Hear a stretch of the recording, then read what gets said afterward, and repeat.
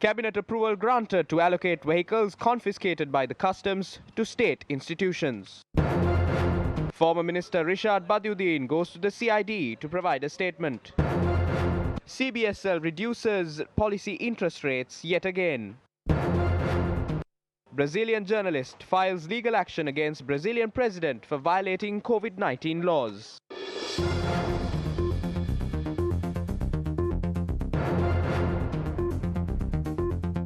Good afternoon and welcome to Lunchtime News on TV1 or Election First. Up first in local news, Cabinet approval was granted to purchase 4 second-hand helicopters for the Sri Lanka Air Force. This decision was announced by Joint Cabinet spokesperson Dr. Ramesh Patirana at the press briefing held today. The Honourable President, on behalf of the Ministry of Defence, presented a cabinet paper to purchase 4 second-hand helicopters at international competitive rates. The cabinet paper was approved. The Sri Lanka Air Force is currently engaged in peacekeeping operations in Sudan and in the Central African region. Training Air Force personnel for these operations is essential. Taking these into consideration, the helicopters will be purchased by Sri Lanka in the future.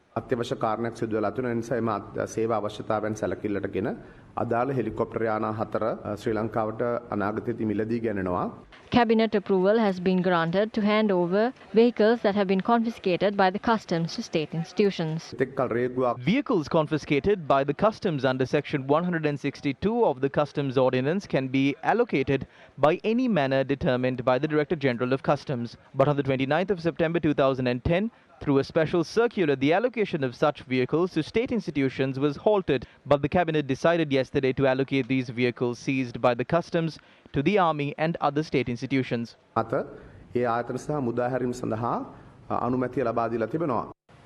In more news from the Cabinet Decisions press briefing, Co-Cabinet spokesperson Bandula Gunawardena provided answers to a question posed regarding the recommendations provided by the Cabinet of Ministers with regard to the MCC agreement.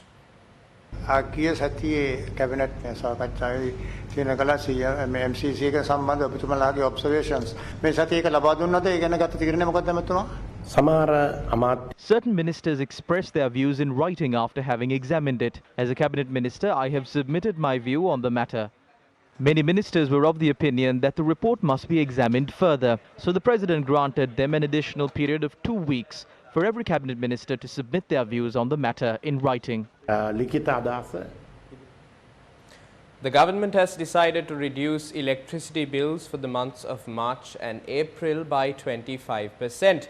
Joint Cabinet spokesperson Minister Bandula Gunawardena expressed the following views regarding the matter at the media briefing held to announce Cabinet decisions early this morning. The concessions which have already been provided will remain. The charge on electricity will be reduced by 25%. Supply of electricity will not be suspended. Considering the current situation, the President advised the CEB to look into whether any more concessions can be provided, regardless of the loss.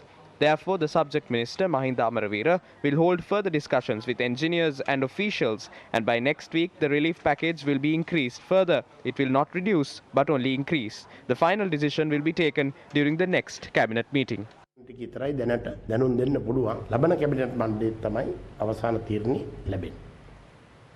On to some headline-making stories. The Monetary Board of the Central Bank of Sri Lanka has reduced the Standing Deposit Facility Rate or SDFR and the Standing Lending Facility Rate SLFR of the Central Bank.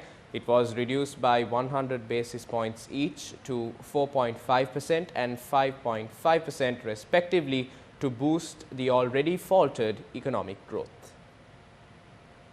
The board at its meeting held on the 8th of July 2020 decided to slash the rate to include a further reduction in market lending rates to encourage the financial system to aggressively enhance lending to the productive sectors of the economy. The bank said the move would reinforce support to COVID-19 hit businesses as well as to the broader economy, given conditions of subdued inflation. The central bank noted that the spread of the COVID-19 pandemic has significantly impacted near-term growth prospects globally, while available indicators for Sri Lanka also suggest that economic growth is likely to have been severely affected during the second quarter of 2020.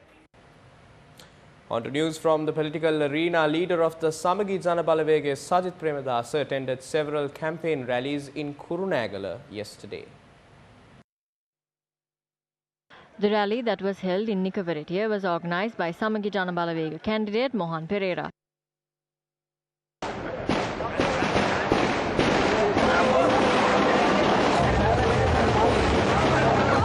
Another rally organised by Nalin Bandara was held in Bingiria and was presided over by Sajith Premadasa.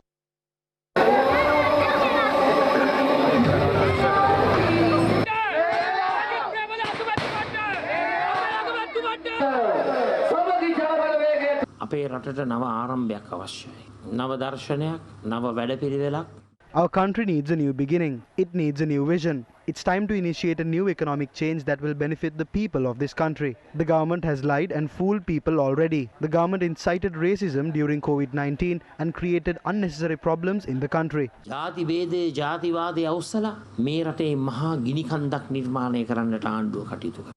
The rally that was held in Kuliapitiya was organised by Piyasoma Upali of Samagi Janaballah Vega.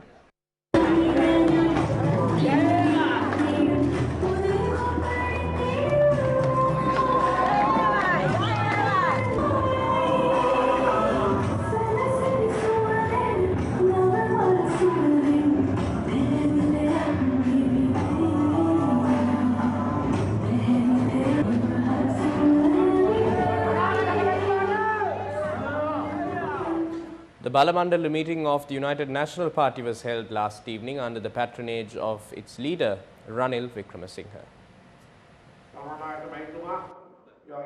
The Balamandala meeting, which was organised to promote the UNP for the upcoming general election, saw the participation of several candidates representing the UNP from the Colombo district.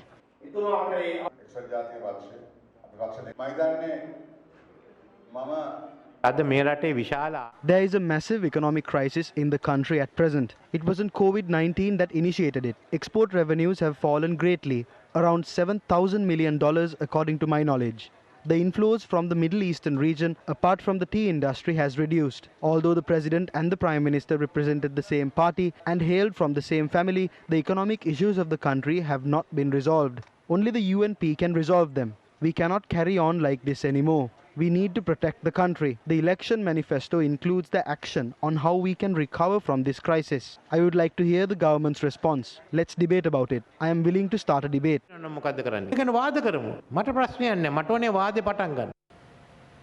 Up next are more views expressed on the political stage in the lead-up to this year's general election.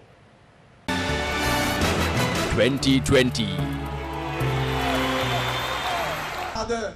Today we have a leader in our country, a custodian and an owner. This is not a leader who will sit around while people die of corona. We have a leader who will take the country forward even amid all of these economic hardships. We have a leader who will conquer these challenges. I am a member of the Cabinet of Ministers. No matter what ministry I hold, I will work for you. I will represent you. I wish all the very best for our motherland.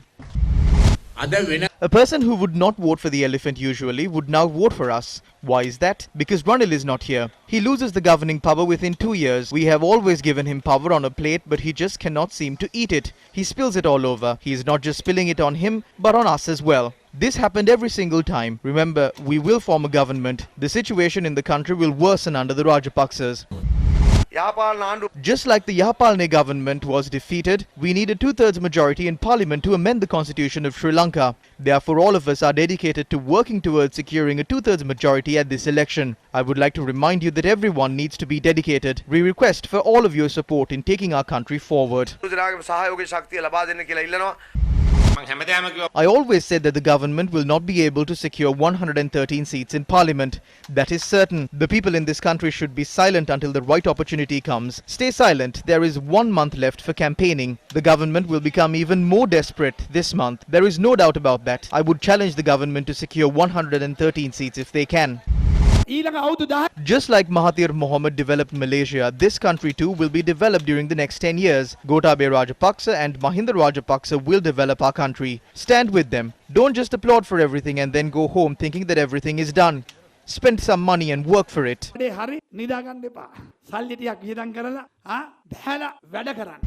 If the port tour shakes up anymore, only their stem will remain. This is a government that gave the people additional burdens instead of concessions. I challenge the government to secure a simple majority in parliament, let alone a two-thirds majority. The people today are suffering. If this kind of government is given a two-thirds majority, where will we be left? We are working towards making Sajid Premadasa the Prime Minister in Parliament.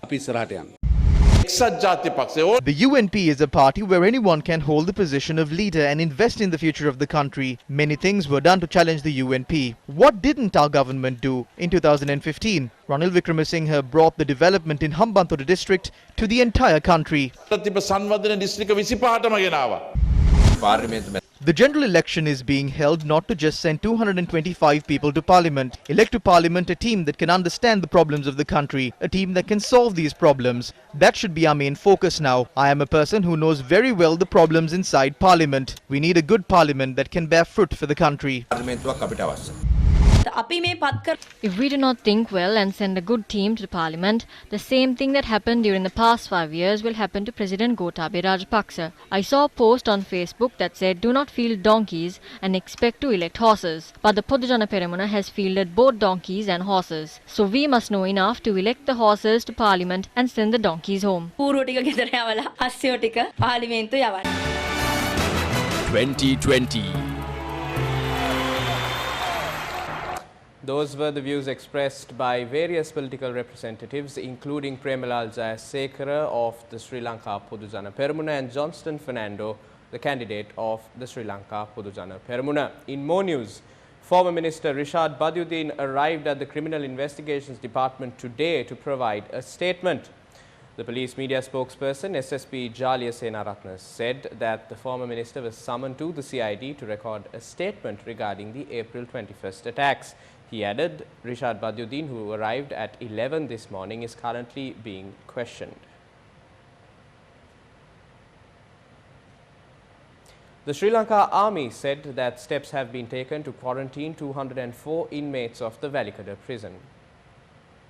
According to Army spokesperson Brigadier Chandana Wickremesinghe, 11 inmates at the Polonnaruwa prison and 7 inmates at the Pallekele prison were directed to quarantine last night. Additionally, 9 jailers were also directed to quarantine. These steps were taken after an inmate of the Valikada prison tested positive for COVID-19. 13 people tested positive for COVID-19 yesterday, bringing the total number of confirmed cases in Sri Lanka to 2,094. According to the Department of Government Information, there are 116 active cases in Sri Lanka, while 1,967 people have recovered. The Geological Survey and Mines Bureau says a special team comprising senior geologists will be deployed to Senkudi Irippua Puttlam today. The team has been deployed to the area to look into a water leak that has caused damages to several houses in the area. People living in Senakudi Irippu are in a desperate state due to the water leak in the area. They claim that the water leak has been there for 2 years. So far, close to 45 houses have been affected by the water leak. Upon inspection of the area, cracks in the walls of houses and the water collected in the land could be seen.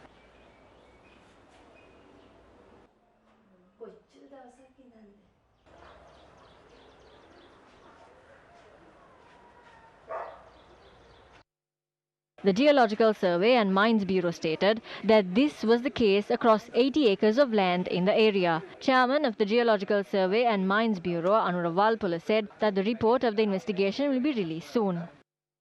And that's a wrap of lunchtime news. For the Newsfirst team, I'm Janaballah Vega. Take care.